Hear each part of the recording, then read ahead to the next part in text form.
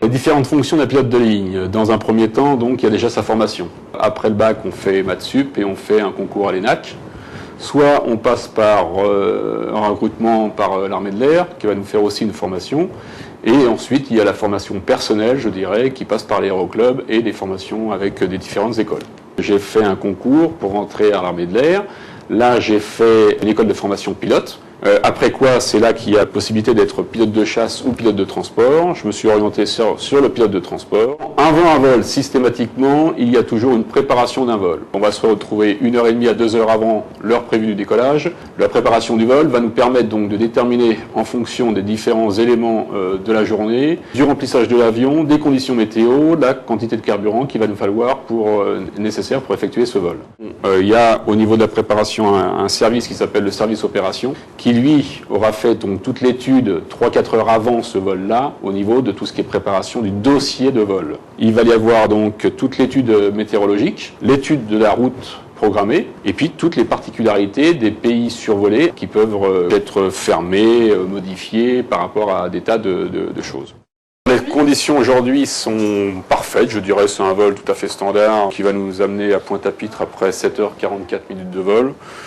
On a 442 passagers, on a 10 tonnes de fret, donc c'est un vol qui est quand même relativement bien rempli. Les conditions météorologiques aux Antilles vont être de l'ordre de 28 à 30 degrés avec un ciel légèrement couvert, ce qui fait rêver, quoi. Voilà.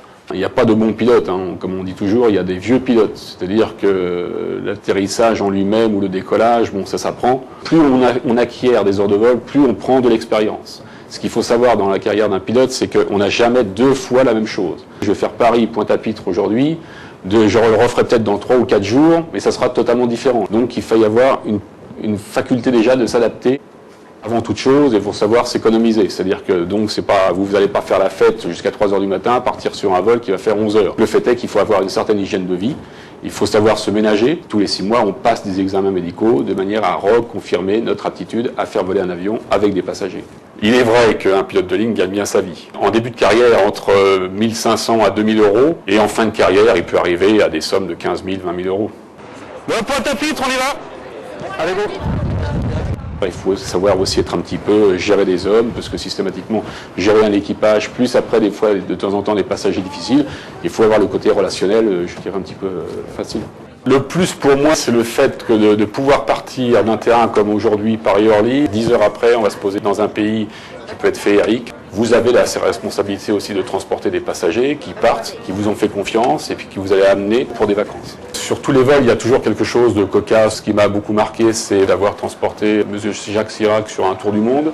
J'ai eu une panne moteur un jour, je suis revenu, j'ai fait 8h30 de vol. Les passagers sont descendus ici en toute sécurité. J'ai eu une autre fois un vol que je faisais sur Los Angeles. On a eu un problème avec une passagère qui avait une crise cardiaque. On s'est posé d'urgence à Montréal. Je pourrais conseiller à un jeune qui veut faire ce métier d'avoir déjà une certaine ouverture d'esprit. Il faut se remettre en cause en permanence. D'avoir une ouverture d'esprit aussi dans les contacts humains. Parce que ça, je pense qu'au fur et à mesure, avec comment dirais-je, les avions modernes, on aura de plus en plus après, non pas des problèmes techniques, mais plus de contacts humains ou que ce soit. Aussi accepter l'éloignement un petit peu de partir de chez soi, quoi.